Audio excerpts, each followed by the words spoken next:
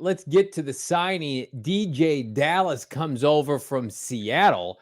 It's the Desert Financial transaction of the day. In all seriousness, DeeJay Dallas, an ace of a special teamer, a big fan of Pete Carroll's once upon a time. There he is. He's shocked that the Cardinals haven't signed a pass rusher either. He might have to play left guard. There's DeeJay. That's horrifying. Can we get that off the screen? What's happening there? Is that a doctored photo or is that actually his photo? That's his team photo from 2023. That's when he saw his contract. He's like, how much are they paying me? $10.5 million. Desert Financial transaction of the day. DeeJay Dallas 3-year deal. Little scat back action. He does not play offense. He's almost a pure special teamer. He can return. He can cover. And I think it's a nice signing. Cardinals prioritize special teams. But I think the more interesting facet is we know James Conner and we know Michael Carter are going to be part of this backfield. DeMercado was good last year. He's not going anywhere.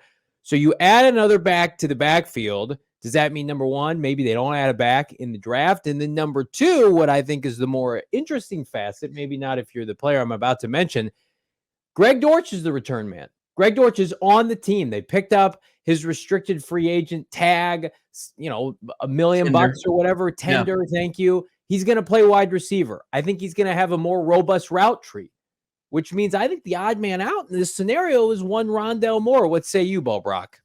Man. We'll see. I mean, I think that there is a path to an expanded role for Greg Dortch. I mean, when we heard Monti Ossenfort, when he was asked about Greg Dortch at the Combine, man, he wasn't like pressed to say nice things about Greg Dortch. He spoke very highly of him. He said he made plays for him in the past. He made plays before they even got their hands on him, and he's going to make plays for him in the future in several different facets of the game.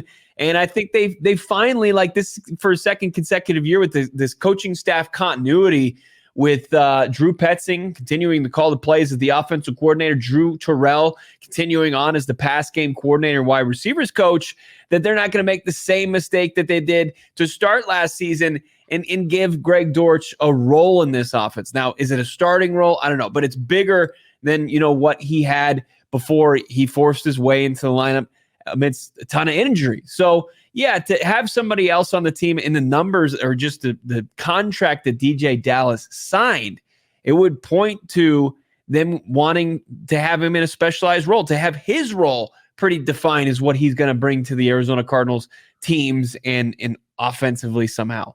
Yeah, I think so. I think it's a scenario in which the Cardinals are trying to be fundamentally sound in all three phases of the game, and they're not forgetting about special teams. But I do think this is going to have a ripple down effect from a prior Keim acquiree signing, drafting. Like they're getting their own special teamers now.